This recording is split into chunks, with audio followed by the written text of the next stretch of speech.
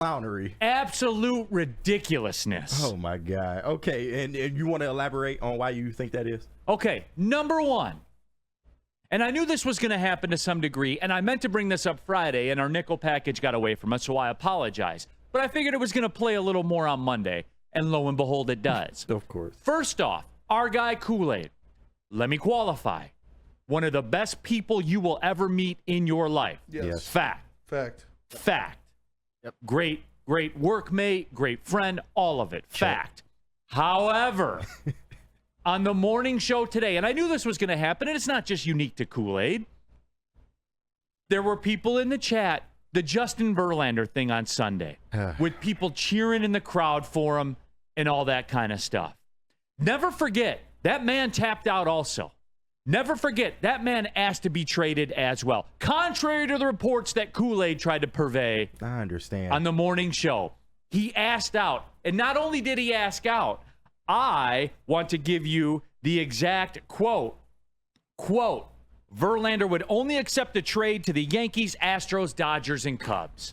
So not only did he not, oh, well, I didn't want to leave. No, you wanted out, and you only wanted to go to 4 teams. Does that help trade value or hurt trade value? It hurts it. Okay, Clearly. so that's number one. For Kool-Aid to say, if Verlander was going into the 9th and had a no-hitter, I would, quote, want him to no-hit the Tigers? F that, dude. That is soft, KG. Answer for your morning show people.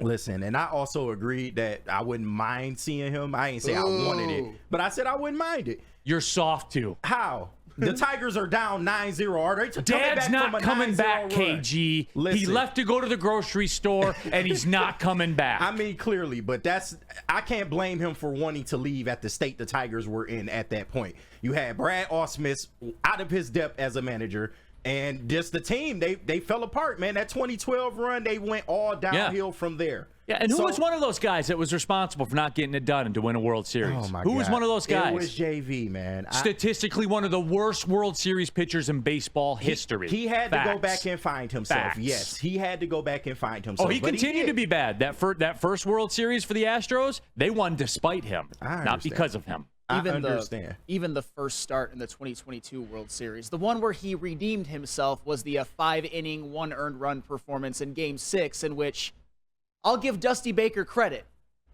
He kind of pulled him before he could pull some of those World Series Justin Verlander shenanigans. And I'm not a JV hater. You also have to give him credit for he's been very good in the Division Series historically. He's been good in the Championship Series but historically. But when it's all on the line, That's he's fine. come up the smallest to the tune of one of the worst to ever play in the major leagues. I understand, and maybe it's just the fan in me, sure, whatever. But it's just you being it's soft. not like JV was out here on some